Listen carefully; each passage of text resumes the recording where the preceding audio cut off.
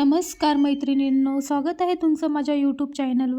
आज आपण पाहणार आहोत 8 महिन्याच्या बाळासाठी अतिशय पौष्टिक आणि घरच्या घरी बनवता येणारं ओट्स आणि मखाना सॅरेलॅक। हे घटक बाळासाठी खूप चांगले आहेत। मखान्यामध्ये कॅल्शियमचं भरपूर प्रमाण आहे, त्यामुळे हाड मजबूत होतात, पचण्यासाठी पण हलके आहे। तर ओट्स मध्ये फायबर भरपूर आणि पोट साफ राहते। एवढंच नाही तर बाळाचे वजन वाढण्यास सुद्धा मदत करते। तर 8 महिन्याच्या बाळासाठी मखाना ओट्स हे परफेक्ट कॉम्बिनेशन आहे। मखाना ओट्स घेताना कधीही पॅकेटचेच घ्यायचे, कारण की खुले जे असतात त्यामध्ये किडे जाळे असे पण लागलेले असू शकतात। मी इथे पॅकेटचेच घेतलेले आहेत। चला तर मग बघूयात लागणारे साहित्य। तर मी इथे या वाटीने 2 वाटी मखाने घेतलेले आहेत।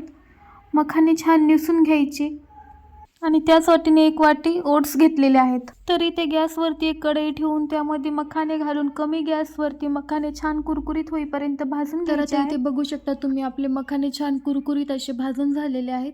तर भाजल्यानंतर एका ताटामध्ये साईडला काढून घेतले आणि त्याच कढईमध्ये ओट्स भाजायला घेतले। ओट्स आपल्याला कमी गॅसवर 2-3 मिनिट भाजून घ्यायचे आहेत। ओट्स भाजून झाले की तेही साईडला एका प्लेटमध्ये काढून घ्यायचे। तर आता इथे मी या सॅरेलॅकमध्ये थोडेसे काजू आणि थोडे बदाम ॲड केलेले आहेत।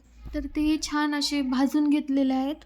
हवं तर तुम्ही प्लेन मखाना आणि ओट्सही सॅरेलॅक बनवू शकता आणि काजू बदाम घालूनही करू शकता। तर आता हे इथे मी 10-15 मिनिट थंड होण्यासाठी ठेवले आहे। आता हे पूर्णपणे थंड झालेलं आहे।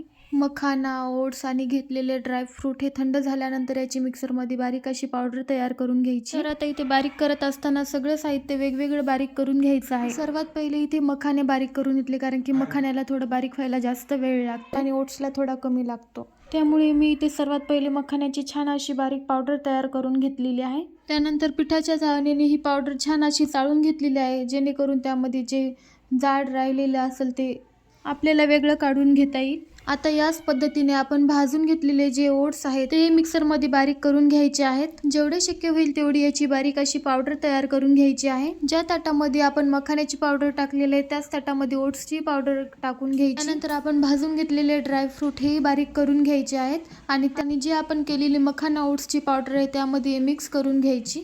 तर आता रेडी आहे इथे आपलं 4 ते 5 मिनिटात बनणारा ओट्स मखाना सॅरेलॅक। तर आता ही पावडर एका बंद झाकणाच्या डब्यामध्ये 10 ते 15 दिवस सहज राहू शकते। जर आपल्याला कुठे ट्रॅव्हलिंगला जायचं असेल तर ही पावडर आपण सोबत घेऊन जाऊ शकतो। तर आता हे पावडर बाळाला द्यायचं कसं? एका वाटीमध्ये 2 चमचे पावडर घेऊन त्यामध्ये पाणी मिक्स करून लगेचच बाळाला खायला देऊ शकतो। चला तर मग व्हिडिओ आवडल्यास लाईक, शेअर आणि सबस्क्राईब करायला विसरू नका। भेटूयात अशा सोप्या आणि हेल्दी बेबी फूड रेसिपी सोबत। तोपर्यंत बाय।